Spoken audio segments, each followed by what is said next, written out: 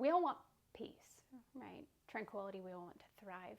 We will want to find ourselves and heal and be healed. And we want the to-do list. Or at least I do. Doing is the part that I got. Give me a 5-step process and I can plug it in. Today we're going to talk about the foundation of getting thrive, of getting healing, of getting peace. And it's safety. You can't find yourself. You can't start embracing and giving yourself grace and compassion and healing traumas and learning how to be at peace without safety. We know what the word safety is in like the general populace. We get the concept of safe. We see it conceptualized in a movie scene between two paramour partners or in a friendship where you can just be yourself and not judged. But this is safety both in the environment, right? You can't go about trying to meditate if you're going to be attacked by kids or siblings. You can't go about having peace in your life if you're in an abusive relationship. That's an external sense. And that's really important. Like that aspect of it is extremely important. But I'm going to guess that most of you, if you're in this journey of trying to find yourself, trying to find peace, you've already figured out a way to have safety in an external sense.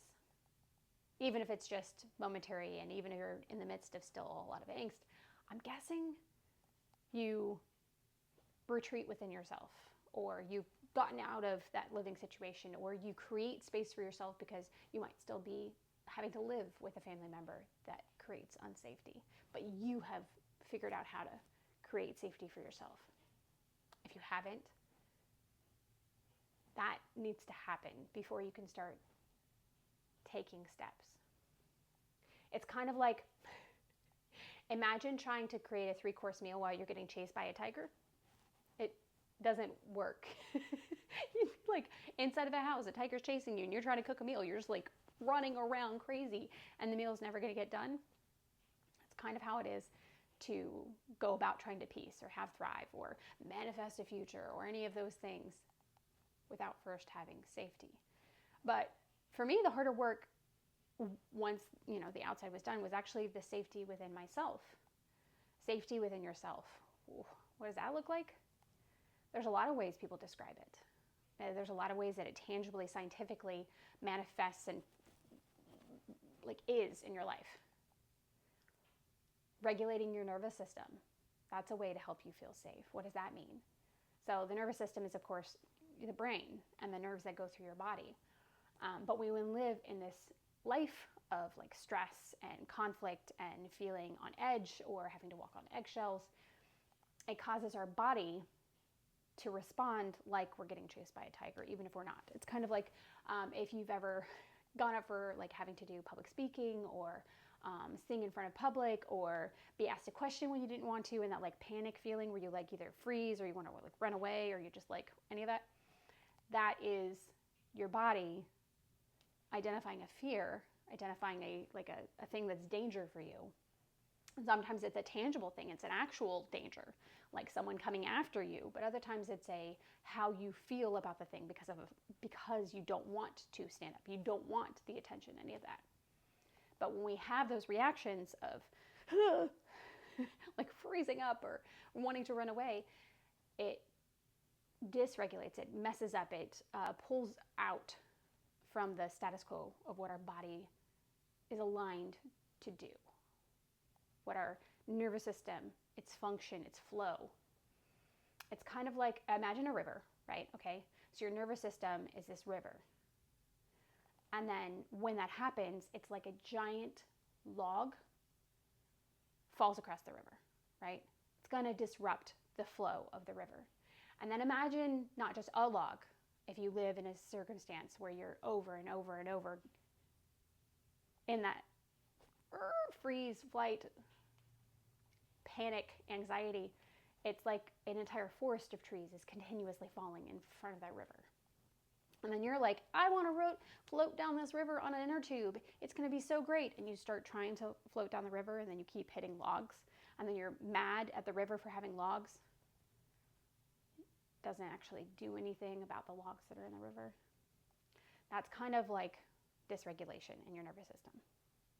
It's kind of like trying to have peace when you don't feel safe within yourself. So what is the safety? What are the ways in which we can have safety? Everybody's way and path in healing is going to look different because you've had a different life. You've reacted to that different life in a different way. You have this amazing personality and thought process and like filter in which you live through the world, and that affects everything. So I'm going to talk about the principles of it. They're going to be general, but in hopes that if you see that, you can put it as like a film over your life and test and see what works for you. So safety, okay, well, we talked about dysregulated nervous system, right? When you don't feel safe, you have a dysregulated nervous system, like the river with the logs in it. So you can't just go into your nervous system and like all of a sudden have a chainsaw and just like chop those logs up and think that that's gonna like just work great. As much as I wanted that to be the case. So there are things that naturally will help your body feel more safe, feel more regulated. Anytime you can get in nature, it's scientifically proven, like bird sounds and leaves in the wind and just like the sounds of nature, not man-made like cars and things like that, but in nature. Those sounds allow your body instinctually to know that you're in a safer environment. So it can help calm you. It can help make you feel more like the river doesn't have logs. Or now these logs are kind of pushed to the side and it's okay. They're going to help later on and we don't know how.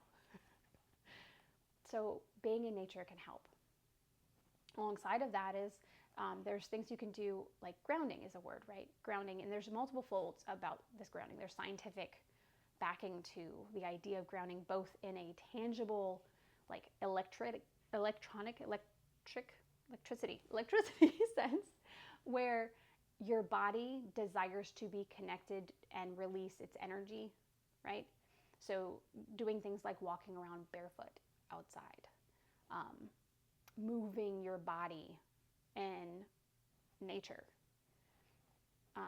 touching nature, trees, sand, water, water in general, like bathtub, showers, all of those things can help your body feel more centered, feel like any of the built up energy inside of it that's been manifesting because of dysregulation can be dissipated.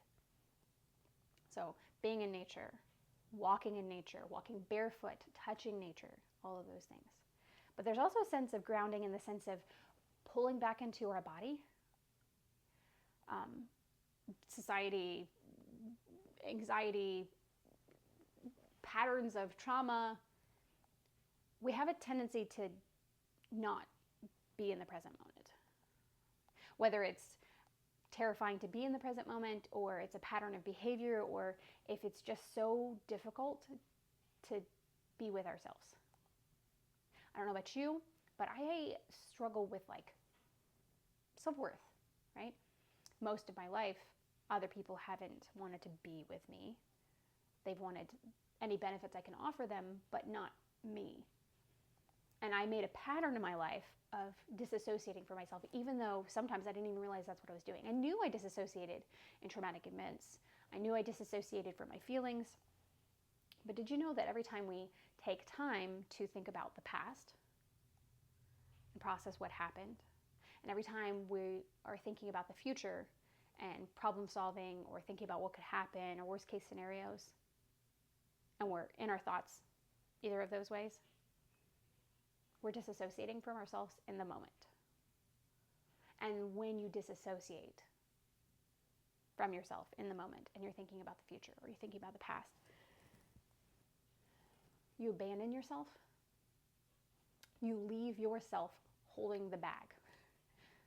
You leave yourself having to deal with what is happening. And grounding yourself, that isn't just being in nature, is helping you come back to the present moment. So how do you come back to the present moment? That's why people use the term grounding, right? So getting in nature can help you come back if you're paying attention to the sounds and the touches. And if you hold a leaf and intricately, notice the veins of the leaf and how it connects over, or the branch and how it would, the tail of it and how it would connect to a branch. If you get really specific about your observations and you're really tangibly looking, those are things that bring you back to the moment, especially if you go from that to then observing the tree as a whole and seeing all of the leaves. But something else you can do is grounding within yourself. Something that I do with my kids specifically because it's really easy is a grounding exercise called 5, 4, 3, 2, 1. I do it because it's easy for them to remember. I do it because it was really helpful for me in the beginning. But there's like an endless supply of grounding exercises. You can Google them, all of that. But the basic idea of all of them is to get you back into your surroundings using your senses and breath. So 5, 4, 3, 2, 1 is you engage a sense with each number. So for me, I usually say to my kids, can you name out loud 5 things you can see? And it doesn't really matter what they are, but it's causing you or them to look around the room and actually pay attention to something that you see that you might have overlooked. You can also see how aware a person is in their feeling cycle, because if they're constantly observing things like the windowsill that's dusty, the bed that's not made, you can see that they're in a cycle of self-hate and down and feeling overwhelmed, right? And not to hate on that, that's just an observation you can observe about yourself or about the other person to help yourself have more grace for yourself, or you have grace for somebody else. But so 5 things you can see. And then I say to my kids, 4 things you can touch. And you touch it while you say it. So it'd be like my sweater, the couch that I'm sitting on. So 5 things you can see, 4 things you can touch. Usually I do 3 things you can hear, because I can usually hear a couple of different things, whether it's household, like electronics going on, or kids talking, or my own breath. And then I usually say 2 deep breaths, and then 1 thing you can smell or taste. And it's a simple exercise, and it just makes you pay attention to your present moment. There are other things you can do. There's like box breathing, which is the idea of you breathe in for a certain amount of time. It's usually like 4 to 5 seconds. And then you hold it for that same amount of time. So if you breathe in for 4 seconds, you then hold it for 4 seconds.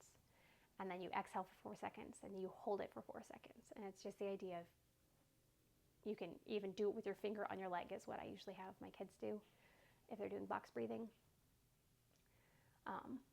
But it's, again, what it's making you do is get really present with counting. Counting makes you calm. Counting makes you have something tangible to do while your body is allowing itself to breathe. When you breathe and take deep breaths, it is a signifier to your body that you're not in danger, right? Going back to the tiger, right, in your kitchen, there's no way you could stop and take deep breaths without getting mauled if there was a tiger that was there. But there's loads of them.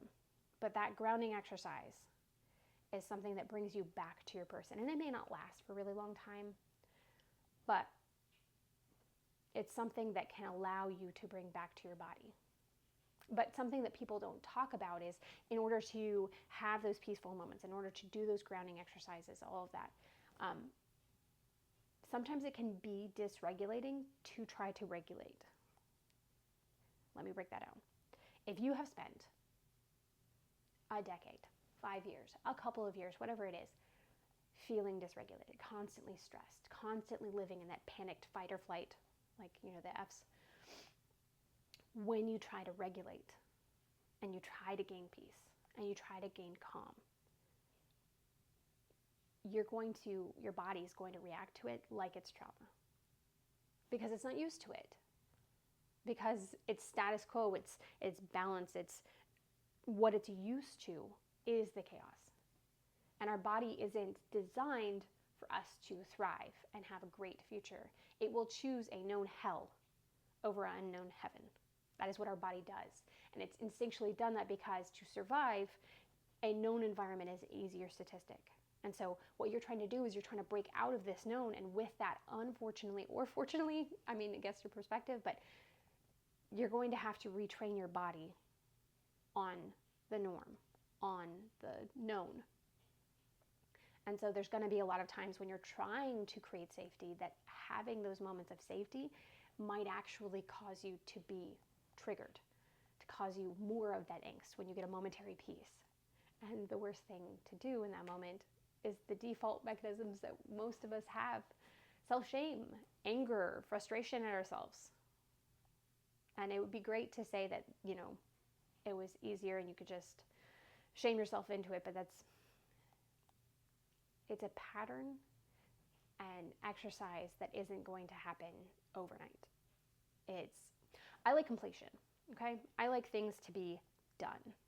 It's like when you clean the house, you want to leave and like nobody touches it, and you don't ever want to see anybody touch it because it's clean and you want to have it stay that way, but it doesn't ever stay clean. Healing is kind of like laundry. And you can see it as a good thing or you can see it as a bad thing. Sometimes it's hard. I go back and forth with it, but laundry, if you do it, you know how like annoying it is. Because as soon as you have finished a load, you have to remember, okay, I put it in the wash, now I have to put it in the dry. Oh, now I have to put it away, or it's going to sit in the basket. Oh, and now there's more laundry, and it's this constant flow. It's never just done.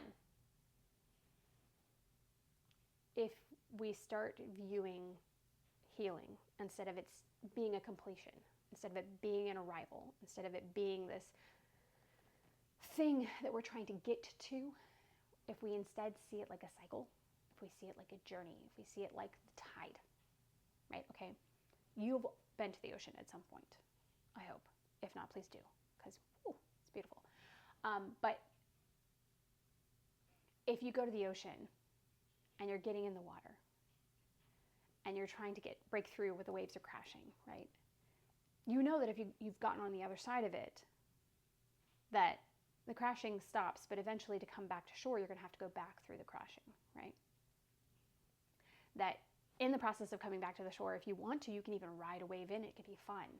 And then the going through the crashing waves that could tumble you over, that could make you have, salt go through your nose, all of that, it can not be a deterrent. It can be a fun thing because you know that you get to enjoy the journey, the ride back to the beach and walking back out. You get to jump over the waves. You get to play in the water.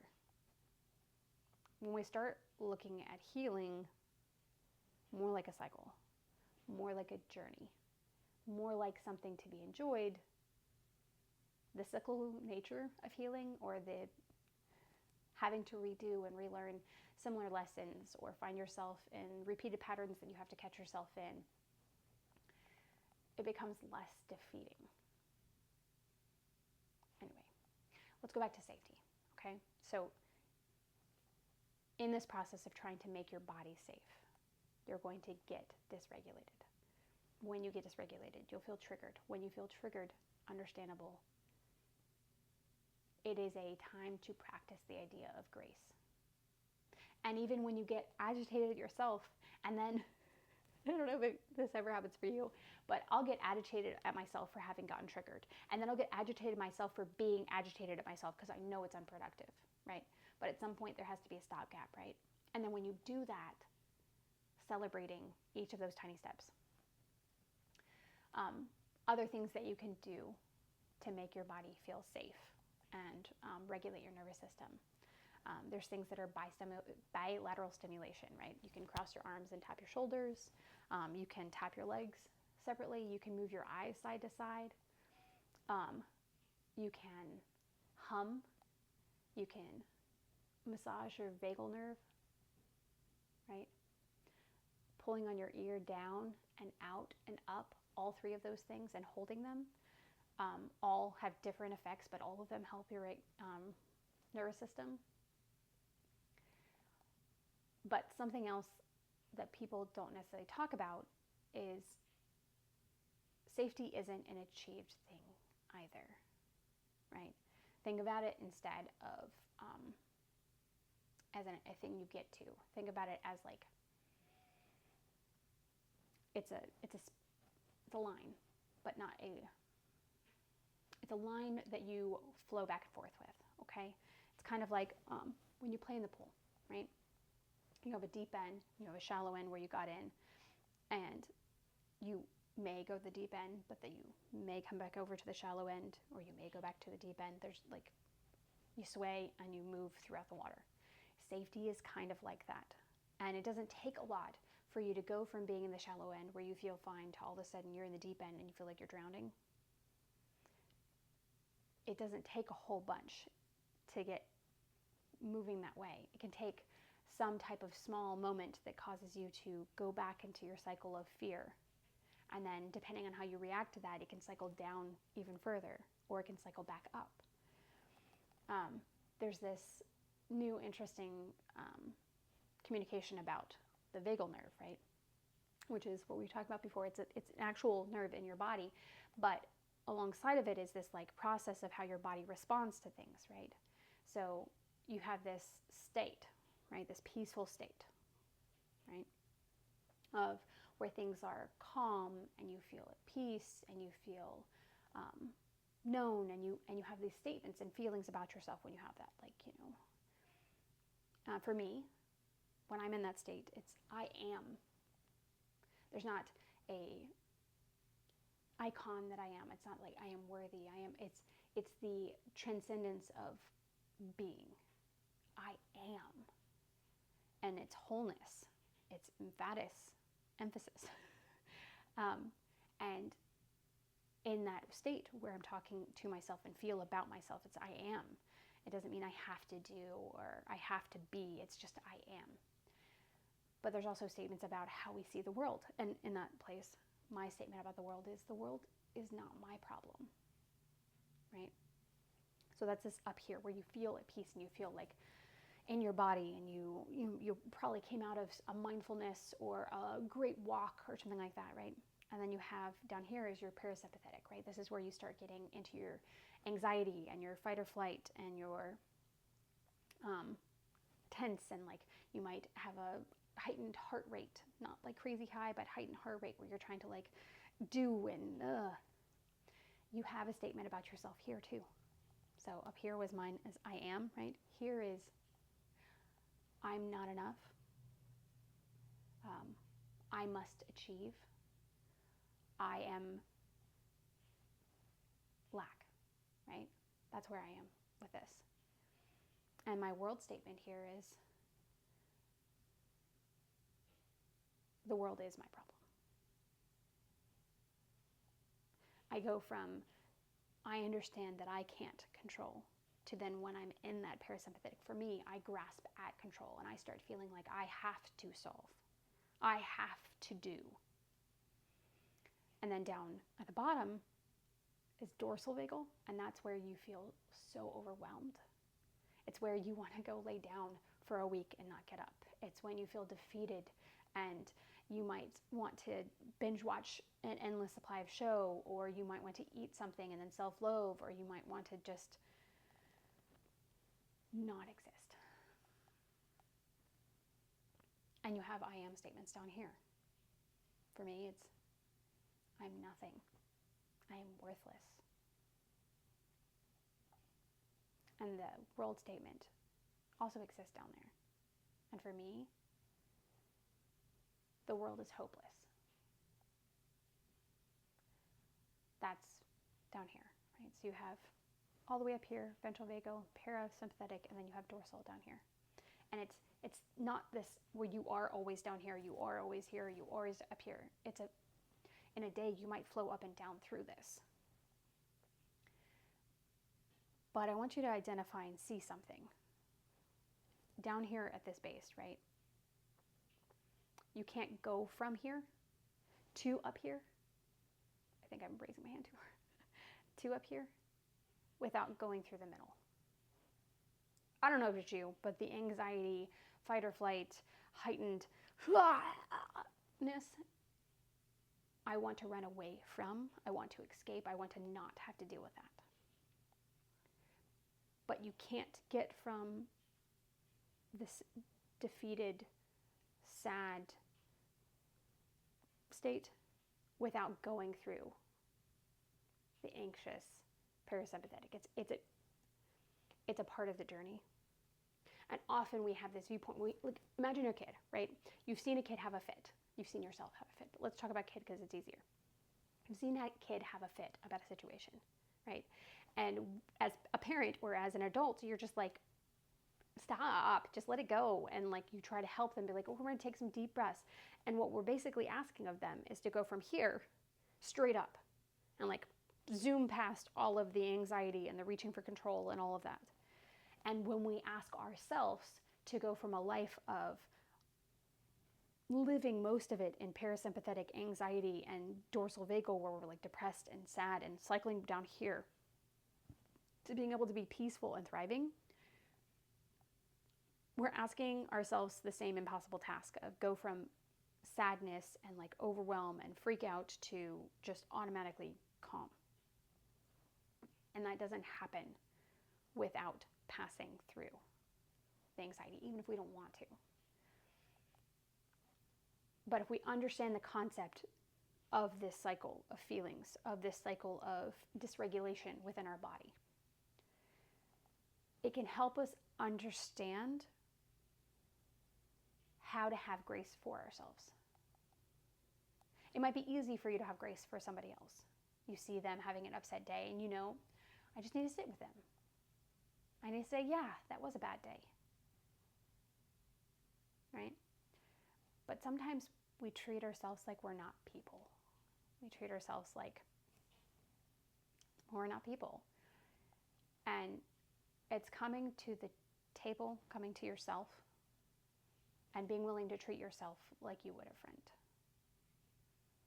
So if we can take the time to observe where we are at a particular moment in our process of feeling and nervous system, it can help us give ourselves grace and steps of what we can do to go from the depressed dorsal through the parasympathetic up to the peaceful thrive and maybe stay there a little longer. And when we do things like we see ourselves getting anxious and tight and we try to shame ourselves, the visual representation of that is us pushing ourselves further down the ladder. Shame pushes you down. Grace lifts you up. So if you ever want to get higher on your thing, like every time it's grace. Every time it's compassion. Shame, it'll get action, it'll get do, but peace isn't had with the do. Hustle culture isn't peace. So if you want peace, that comes away from shame and towards grace and compassion. But this comprehension of it's not a I'm always up here, that you're going to flow back and forth. It becomes less stigmatic when you find yourself being anxious.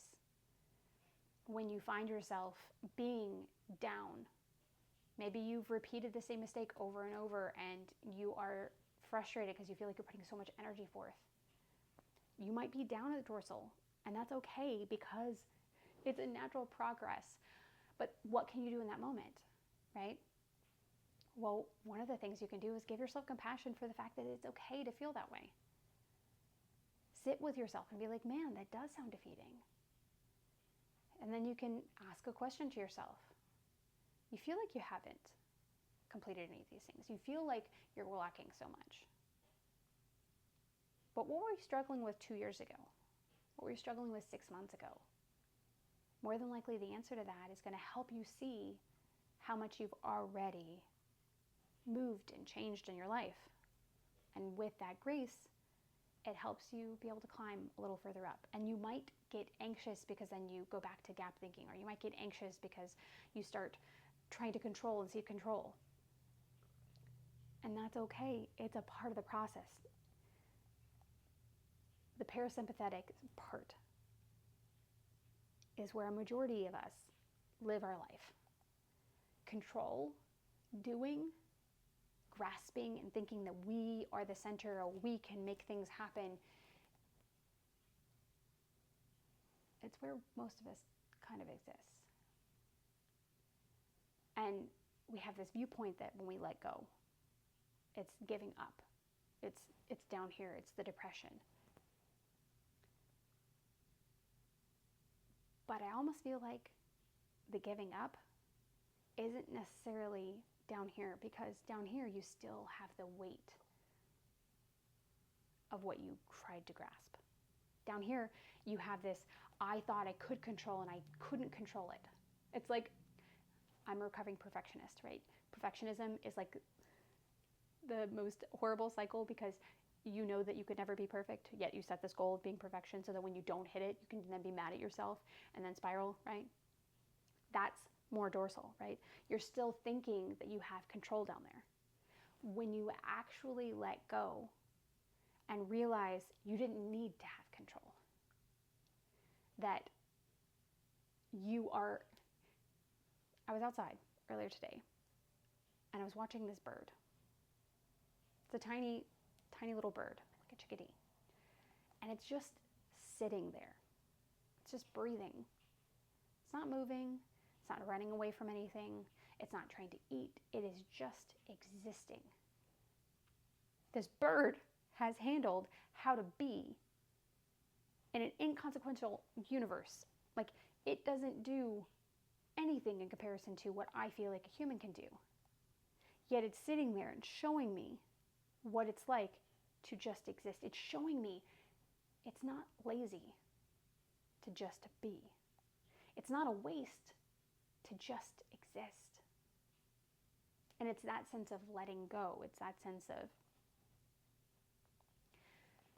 that exists where we want to be, that peaceful transcendence, whether you believe in any different number of things, all of it has to come back to, all of those come to an idea of connectivity, come back to an idea of balance, of cycle, of worth and love, of peace. And all of that happens with a release of control. But the release of control only exists when we pass through our anxiety, pass through and gotten ourselves more regulated. So when you're in this place of anxiety, right down here, you give yourself grace and compassion. You give yourself understanding, and at all times that's helpful. But like, that brings you up into the anxiety. The anxiety part is the part where we start doing grounding, is the part where we start doing nature, is the part where we start trying to use breathing to remind our body that it's okay. It's also the part where people talk about wanting to have meditation, right? I was not capable of meditation when I started healing, because I spent so many years dysregulated that trying to meditate was actively traumatic for me. So if you're coming out of a season of being extremely traumatized, or years of it, feel free to try meditation, but you might be better off trying to do more grounding exercises, more breathing exercises, movement, like doing stretching before you try to do any breathing. When we have movement in our body, it allows for stillness to exist. Say, for example, you're wanting to sit there and you're wanting to ground, or you're wanting to breathe, but all you can think of is all your to-do list, right? And a to-do list, as you well know, as soon as you like knock one off, 3 more are added. That's just how life works. And it's our body trying to busy, right?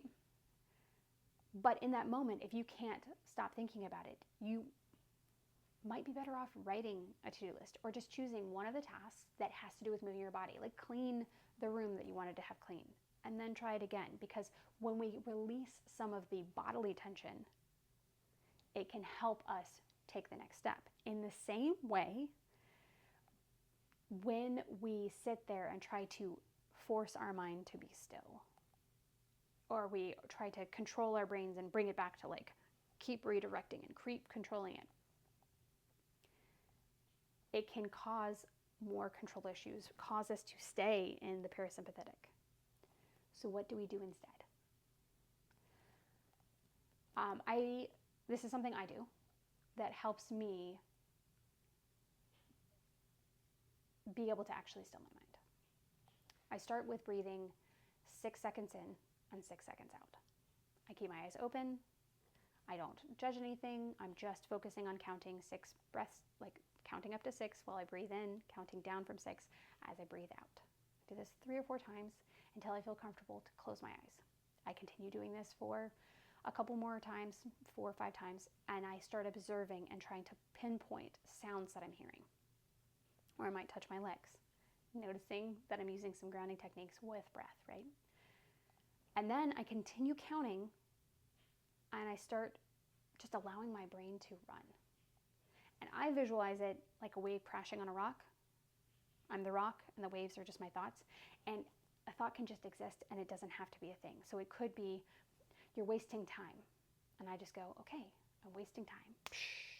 And it dissipates. You should be doing fill in the blank. And it dissipates. I let the thoughts just run out of steam. We spend so much trying to control, redirect. If we allow ourselves to just let our brains just run wild and we don't judge it, we don't chase it, we just exist while it's chaos, craziest thing will happen. Your brain will calm. So I sit there and I count my breaths while that happens. Crash, crash, crash. They start slowing. Crash, crash, crash.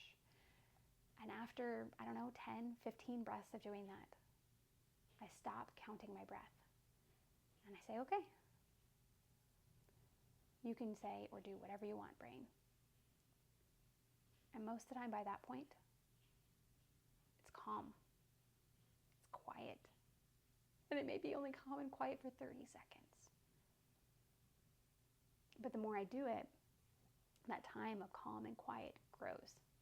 And at the tail end of it, when I start feeling those thoughts come back, I do the cycle backwards. So I start counting my breath again. And I let the thought that came crash. If another one comes, crash. And then I'll move to listening to the sounds around me or touching my legs.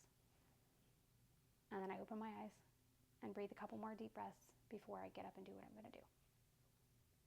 But this process of allowing our brain to run out of steam, we feel like we have to strong arm, like we have to power through. The first time I sat with my therapist, I literally, one of the therapists that I worked with over the years, I sat down and I was like, okay, so I have 6 weeks to do this therapy, and this is what I want to accomplish, and this is, how long I think this should happen, and this is what I think should do. And I just, I'm going to visualize therapy and healing like I'm on a ship in the middle of a storm, and I have been trying to skirt the storm, but now I'm going to turn the ship, and we're just going to go through the storm to get to the other side. And my therapist was very kind and didn't, tease about the fact that it's much more like you're a ship on an endless ocean trying to figure out how to enjoy the ocean. But I was trying to strong arm. I was trying to type A personality. I was trying to perfectionist and do being, healing, peace. And we try to do the same thing when it comes to mindfulness. When I kept hearing things about, the best way to have self-worth and the best way to feel peace and the best way to thrive is to be and to meditate and to center. And I started turning it into a goal. Okay, I'm going to do this. I'm going to do it with the best of them. Which is counterintuitive to the entire process of being, which is frustrating on its own. And if you are like me, it took me years of trying to strong arm myself and force my way through and learning the same truths from different people over time for me to get to a place of feeling able and capable of having been regulated enough to try meditation, to let go of what achieving peace looked like, to be at peace with the process, say, of tide coming in and out, and the fact that some days I'm going to feel great and at peace, and other times I'm going to feel a little bit like I'm in the deep end. Switching metaphors there, sorry. But I think I'm going to cut it off here today. But this safety, this foundational safety, is integrated into the entire journey of healing, of helping your childhood self, of finding who you are now or who you were and you didn't know, of learning how to see yourself as being worthy, of finding peace, of learning all of it comes to a place of safety. If you don't know what to do with safety, try one of these. Try multiple of them. See what helps you.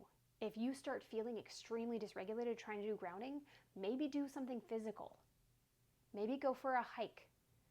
Maybe start with the doing of really closely observing something that you can tangibly hold. We are all at different places, and we're all at different places in life, different personalities, but different places in our up-down vagal nerve dysregulation. And it's not going to be a one-size-fits-all. It's not going to be a one-size-fits-you.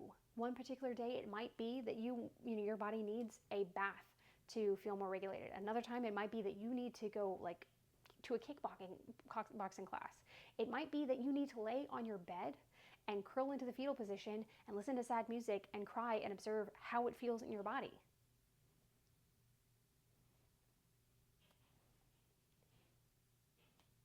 It isn't about achieving